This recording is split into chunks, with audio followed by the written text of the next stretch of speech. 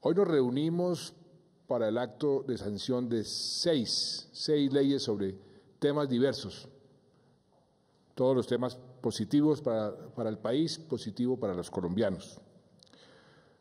Son la ley anticontrabando, la de feminicidio, la que modifica las medidas de aseguramiento de privación de libertad, la de agronomía del caucho, la de honores al doctor José Francisco Socarrás y la ley estatutaria de participación ciudadana. Estas son solo algunas de las leyes que se aprobaron en la legislatura que terminó a fines del mes pasado, que fue la primera del Congreso elegido para el periodo 2014-2018. Una legislatura que yo calificaría como brillante por la calidad de las iniciativas que se tramitaron. Esta ha sido una legislatura de la que los congresistas pueden sentirse orgullosos y que no es aislada, pues da continuidad al trabajo del Congreso y del Gobierno desde el año 2010, cuando comenzamos el proceso de reformas progresistas y de modernización del país. Lo que hemos logrado es el resultado de un proyecto de unidad que hemos llamado Unidad Nacional, que comenzó hace 5 años y que sigue dando frutos a los colombianos. ¿Para qué convoqué yo esa unidad nacional? Para algo muy sencillo, pero muy importante, para ponernos de acuerdo, para trabajar juntos por los grandes temas que le interesan al país. Y así lo hemos hecho y lo seguiremos haciendo. En el pasado cuatrenio pasamos normas tan importantes como la Ley de Víctimas y Restitución de Tierras. Aquí vino el secretario general de Naciones Unidas a la sanción de esa ley. La Ley de Ordenamiento Territorial, que llevábamos 19 intentos para aprobar en el Congreso. La reforma a las regalías, una reforma que le permite a todos los municipios tener recursos para inversión, producto de las regalías que son de todos los colombianos.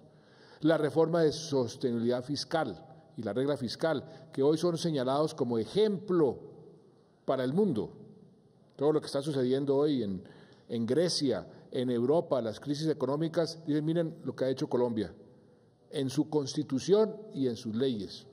Y estos son apenas algunos de los hitos de esta legislatura de estos últimos 5 años.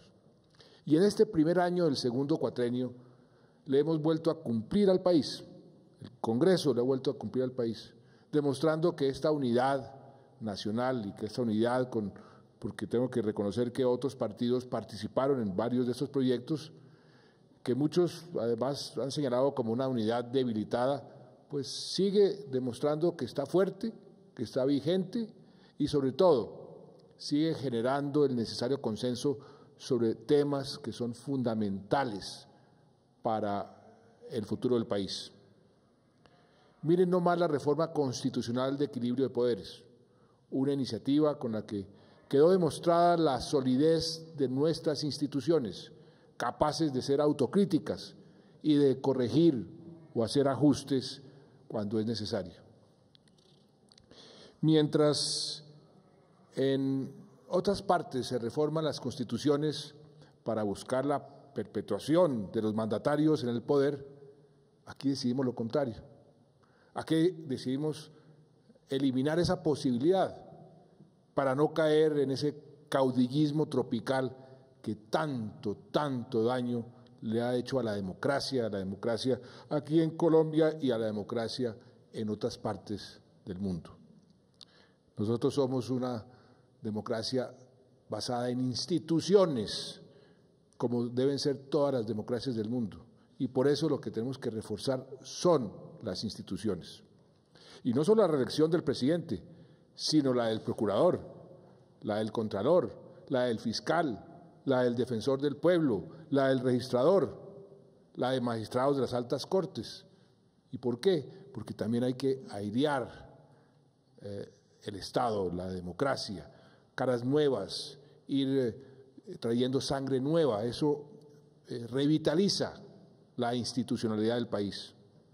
La reforma, además, creó la Comisión de Aforados y un nuevo sistema de gobierno de la rama judicial que buscará una justicia bien gerenciada, eso es indispensable, y por lo tanto más ágil, más eficaz. Y erradicó y yo te elijo, tú me eliges, que estaba socavando la confianza en la justicia. Pero la reforma de equilibrio de poderes es apenas el ejemplo más visible del trabajo del Congreso en este último año. Se aprobó ni más ni menos que el Plan Nacional de Desarrollo, que denominamos Todos por un Nuevo País, la hoja de ruta del gobierno hasta el año 2018 para hacer realidad esa visión que yo tengo, que tenemos todos, para convertirla en realidad de una Colombia en paz, una Colombia con más equidad y una Colombia con mejor educación. Se aprobó la Ley de Inspección y Vigilancia de la Educación Superior, con medidas preventivas y correctivas para garantizar algo que es cada vez más importante, la calidad, en este caso en las universidades e institutos de formación técnica y tecnológica. En el tema de comercio exterior, se aprobó el protocolo comercial de la Alianza del Pacífico. Estuvimos con la canciller, con la ministra hace unos días en una cumbre de la Alianza. Es una integración que está generando un interés de todo el mundo. 42 observadores y se aprobaron 10 más, porque es el proceso de integración más exitoso en la historia, en toda la historia de América Latina. Se aprobó el TLC con Corea del Sur, que va a beneficiar particularmente a nuestro sector rural. Se aprobó la Ley de Orden Público, que nos permite avanzar en los diálogos con los grupos armados y que además brinda instrumentos para la seguridad y la convivencia, la necesaria convivencia ciudadana. La reforma al fuero militar, una deuda que finalmente le estamos pagando a nuestros soldados, a nuestros policías, garantizando su juzgamiento con base en el derecho internacional humanitario. Y también, entre otras muchas, la Ley de Financiamiento para la Rama Judicial, que establece nuevas fuentes de recursos para inversión y para el funcionamiento del Poder Judicial, algo muy importante para seguir avanzando en su mejoramiento. Así que, señores y señoras, aquí está la unidad nacional vivita y coleando. Aquí está produciéndose esa gobernabilidad que es tan necesaria, que además en el mundo entero nos reconocen y nos envidian, porque eso es lo que ha faltado en muchas latitudes. Cuando no hay esa gobernabilidad, cuando no hay esa unidad, se polarizan, que es lo que tenemos que evitar, se polarizan las fuerzas y eso estanca el desarrollo, paraliza a los países. La polarización paraliza a los países. De las 6 leyes que hoy sancionamos, quisiera destacar que hay 2 que tienen que ver con el tema de la justicia, sobre el que en ese tema no dejamos de avanzar. Está la ley que se ha conocido como la ley Rosa Elvira Celi, en recuerdo de esa mujer brutalmente vejada y asesinada hace algún tiempo en el Parque Nacional por un psicópata. Y esta ley consagra el feminicidio como un delito autónomo para garantizar la investigación y la sanción de los actos violentos contra las mujeres por motivos de género y discriminación. Y esto implica un aumento importante de penas para quienes cometan este delito contra las mujeres. También sancionamos la ley que reglamenta la medida de aseguramiento de detención preventiva, cuyo mal uso es uno de los problemas más serios que tenemos en nuestra política carcelaria. En Colombia, 1 de cada 3 reclusos no ha sido condenado y pasa meses, años en prisión esperando un juicio, como si no existiera la presunción de inocencia, lo cual ha llevado, entre otras cosas, a que el Estado enfrente demandas, óigase bien, por 23 billones de pesos por errores en la aplicación de la detención preventiva. Pasará a la historia esa frase macabra, aquella que en Colombia a nadie se le niega una medida de detención y estarán presos, gracias a esta ley, únicamente quienes deben estarlo. Otro proyecto de gran importancia que sancionamos es la ley anticontrabando, un instrumento eficaz para preservar el empleo formal, para preservar el bienestar y la producción y perseguir el lavado de activos, el crimen organizado. Y es una ley que nos venían pidiendo con insistencia todo el sector productivo, los empresarios, los industriales, porque ellos están sintiendo en carne propia, toda Colombia está sintiendo en carne propia el flagelo del contrabando. Estamos luchando contra un fenómeno que destruye cerca de 350.000 empleos, ese es el cálculo, y eso es por lo bajo. Y por ese fenómeno del contrabando al país le cuesta cerca de 6.000 millones de dólares al año. Eso es mucha plata, eso equivale a 2% del PIB. Y esta ha sido una ley con muchos debates, con muchos análisis.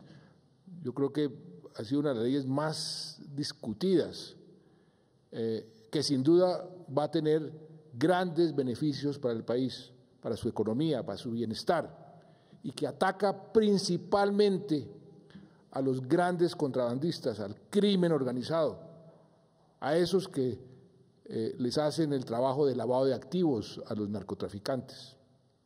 Para ellos se aumentan las penas, se aumentan las multas y se dan facultades para combatirlos a quienes deben tener esas facultades, la policía aduanera, la DIAN.